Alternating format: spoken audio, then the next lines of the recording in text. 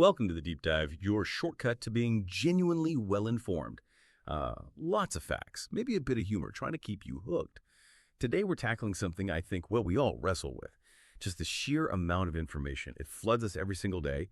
Maybe you're prepping for a big meeting or trying to catch up on some fast-moving field, or maybe you're just curious. There's always that wish, right, for a clearer, quicker way to really get complex topics.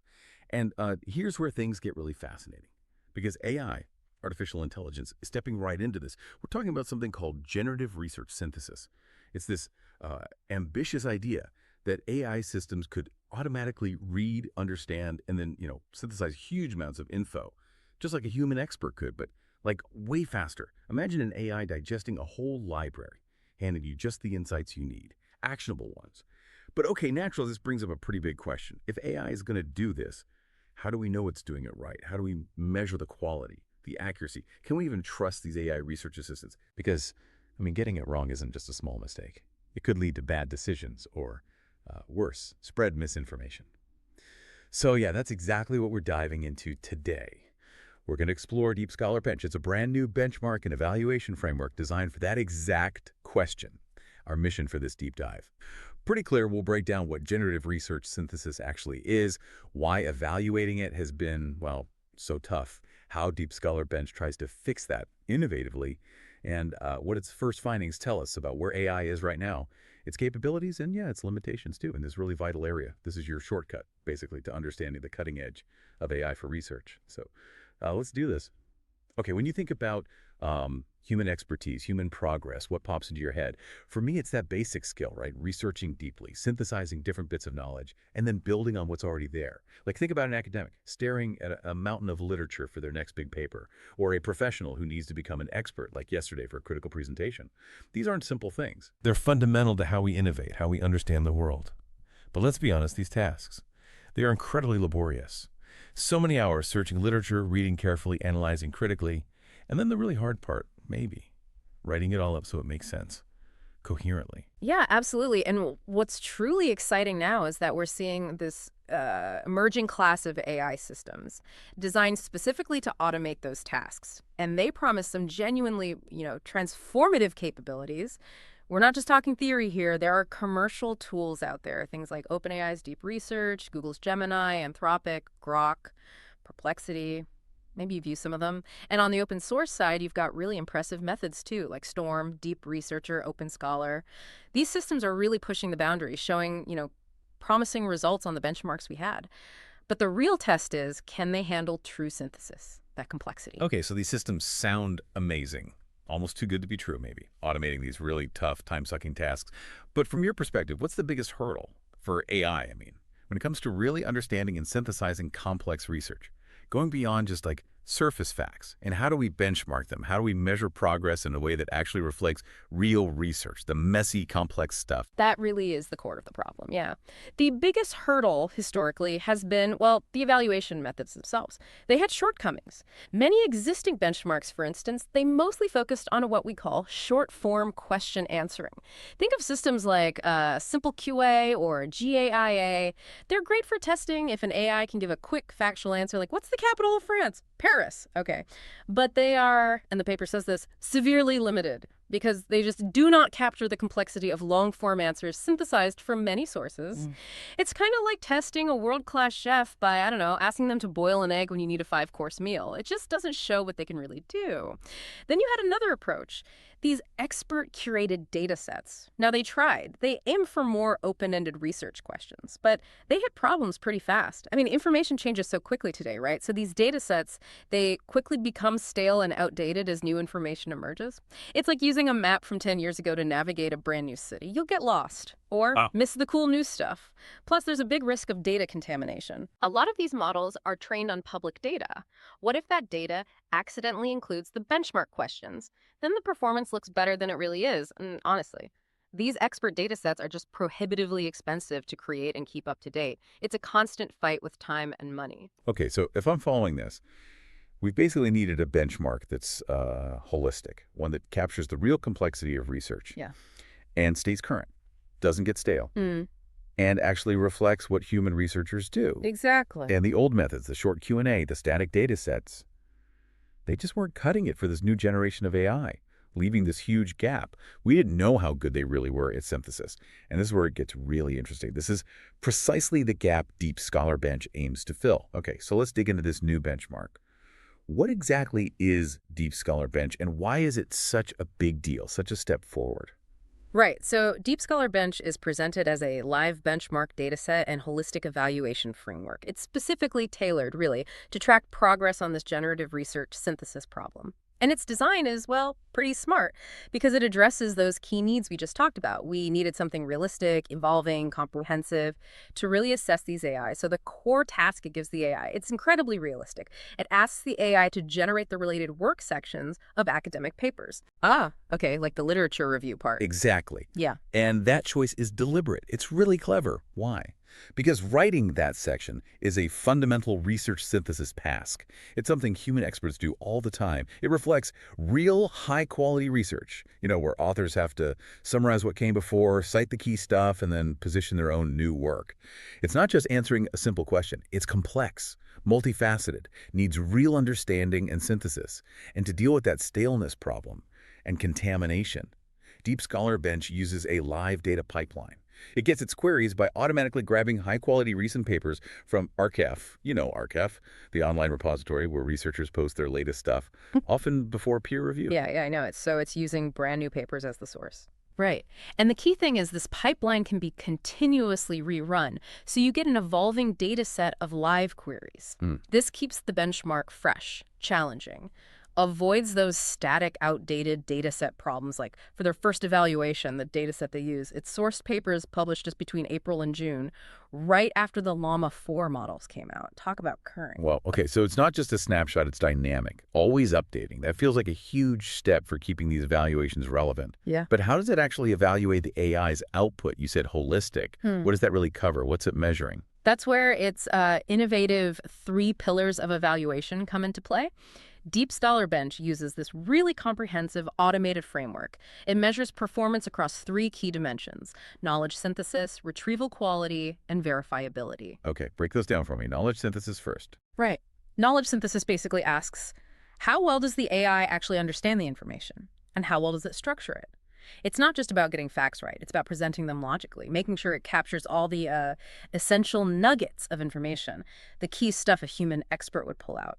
And instead of just relying on humans to grade everything, which is slow and expensive, DeepScholar-Bench cleverly uses other advanced AI models, LLMs, large language models, as judges. Using AI to judge AI. Sort of, yeah. Imagine giving an AI a detailed rubric, and then it assesses another AI's related work section critically. It can even compare 2 different AI responses side by side, see which one is better organized, which one covers more key facts, based on those set criteria. Huh. Okay, so it's not just what facts, but how they're presented. The narrative quality, the completeness, makes perfect sense for research. What about finding the info itself? Pillar 2. Exactly. The second pillar, retrieval quality. This digs into whether the AI is finding the right information to begin with. And right here means more than just relevant. It means finding truly important sources, those foundational papers, the ones human experts always cite. So it measures things like, how relevant are the documents it found? How notable are the sources it actually referenced? Maybe using citation counts as a proxy for notability. And does the AI's final report cover the key, really important references that a human would definitely include? It's trying to see if the AI can spot the intellectual heavyweights, not just, anyone who wrote something vaguely related. That sounds incredibly detailed and honestly pretty ambitious. Like you said, it's easy to find a book on AI. Finding the seminal textbook everyone cites, that's a different level. Humans are good at that discernment. AI, maybe less so. That's the challenge, precisely. So we've got understanding, we've got finding the important stuff. What's the final pillar? You said it was crucial. The third pillar, and yeah, arguably the most crucial, verifiability.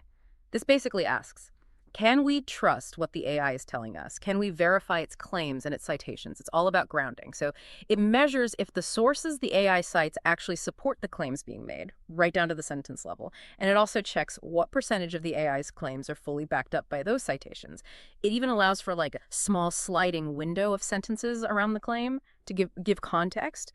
Essentially, it's checking, is the AI making stuff up? Or are its claims demonstrably true and properly attributed, which is, I mean, vital for any serious research. You have to be able to trust it. That is a really comprehensive set of metrics. Knowledge synthesis, retrieval quality, verifiability, covers a lot of ground. But hang on, how do we know these automated metrics are actually good? Do they line up with what a human expert would say? Because ultimately, we trust human experts, right? That's a critical question. And the researchers, they tackled it directly. They ran a human agreement study. And it basically validates that these automated metrics are effective. It showed strong agreement, over 70% agreement across various metrics between our model-based judges and expert human annotators. Ah, okay. So the AI judges and the human judges mostly agreed. Mostly, yes. Which means we can have a good degree of confidence that these automated evaluations are a reliable stand-in for human judgment. And that's huge for being able to evaluate systems scalably, continuously. Oh, and just one more thing on the benchmark itself. To help future work, they also introduced something called DeepScholar-Base. It's basically a reference pipeline, a strong baseline system they built themselves.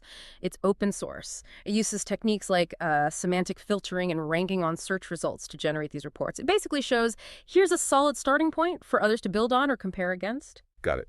A baseline to measure against. Okay, so now we understand the how it works, how it measures quality. What does this all actually mean for where we are right now with generative research synthesis? Are AIs ready to take over from human researchers, or is there still a long way to go? Well, the biggest takeaway, the headline, don't throw out your research hat just yet. DeepScholar-Bench reveals a pretty sobering truth, actually. Even the most advanced AI systems right now, they're really only scratching the surface. The paper states that no system exceeded a score of 19% across all metrics overall. 19%. Wow. Yeah, 19%. Now, that's not necessarily a failure of the AI. It's more an indicator of just how incredibly complex true human-level research synthesis is. And it clearly shows where the next big breakthroughs in AI need to focus. If you look at the specific scores on things like nugget coverage, reference coverage, and document importance, they often stayed well below 0.45. So this really highlights how hard it is for AI not just to navigate the live web effectively, but also to reason about which documents are truly important and then pull out those key facts into a concise, useful answer.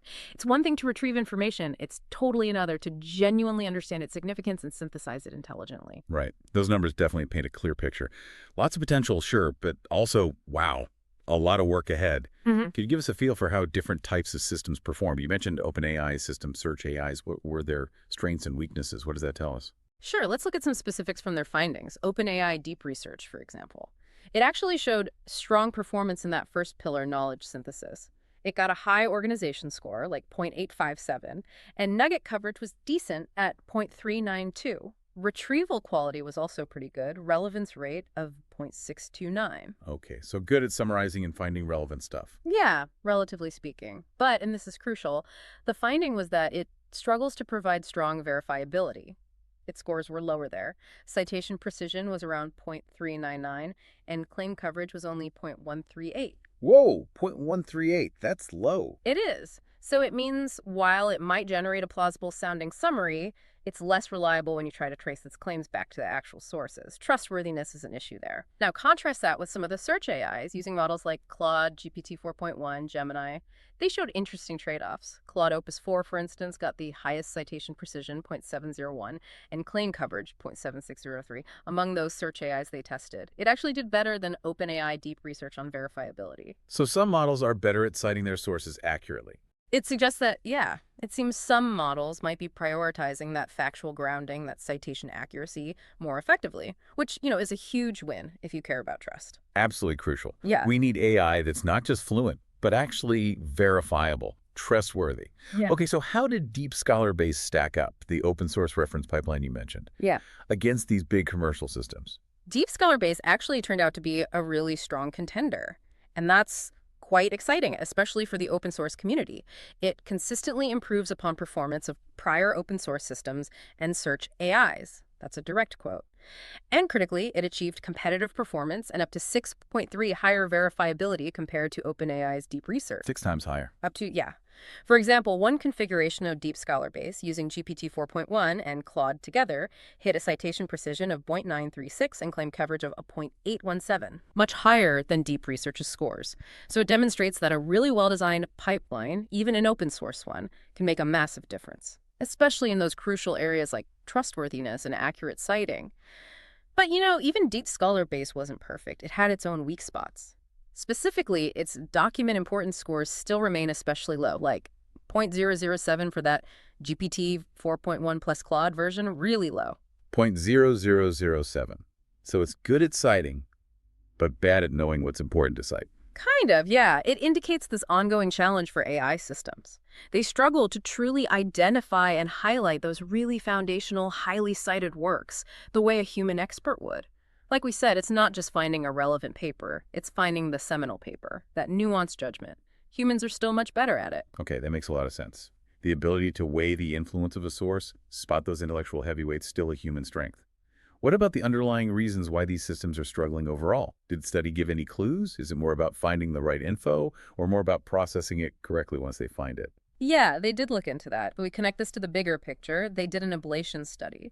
That basically means they tested parts of the system in isolation, and it gave a really key insight: the performance limits. They come from both sides. It's both the ability to retrieve a high-quality set of references and the ability to actually synthesize the key facts from those documents. It's not just one bottleneck. So it's hard to find the right stuff, and it's hard to make sense of it. Precisely. They even tested a scenario called oracle retrieval. That means they basically gave the system the perfect references, the important ones selected by humans, perfect retrieval. Even then, with perfect input, the AI's nugget coverage only reached a modest score of 0.528. So even when handed the best possible sources on a silver platter. Exactly. Even then, the AI still struggled to fully pull out and synthesize all the critical insights into a great answer. So the challenges are genuinely twofold. You have to find the needle in the haystack, and then you have to know how to stitch it into a meaningful tapestry. Both parts are hard. Wow. Okay, that really puts it into perspective. It shows that both the sophisticated searching and the intelligent deep processing, they're both still really big hurdles for AI right now. So, all right. We've taken a really deep dive here into DeepScholar-Bench. We've unpacked its innovative approach to evaluating generative research synthesis, and we've seen what it tells us about the current state of AI in this super complex area. We've seen the strides, yeah, impressive in some ways, but also the very, very clear room for improvement. That's exactly right. I mean, while these AI systems show enormous promise, and they have made significant strides, let's be clear, genuine human-level research synthesis, that remains a really challenging frontier. The fact that no system exceeded a score of 19% across all metrics, that just clearly tells us DeepScholar-Bench is far from saturated, which means there are really exciting opportunities for further work. This benchmark isn't just about grading current systems, it's a vital compass. It's guiding future innovation, showing us exactly where we need to focus R&D efforts. And that really highlights the huge value of DeepScholar-Bench and also DeepScholar-base. They're not just tools for criticism, they're foundational frameworks to actually accelerate the development of much more capable AI systems for research. They give researchers a clear target, something verifiable to aim for, and a strong open source starting point to build from. Which, raises an important question. For you listening right now, think about how continued progress in this area in generative research synthesis could fundamentally change how you personally approach learning, how you gather information. Just imagine an AI that could genuinely give you a well-researched, perfectly cited, deeply synthesized answer to any complex question you have, allowing you to instantly become well-informed in a totally new field without having to wade through hundreds of papers yourself. What would that actually mean? For the pace of innovation, for discovery, even just for your own daily learning and curiosity, it's quite a future to consider. And DeepScholar-Bench is helping us map the path to get there, one meticulously evaluated, synthesized answer at a time.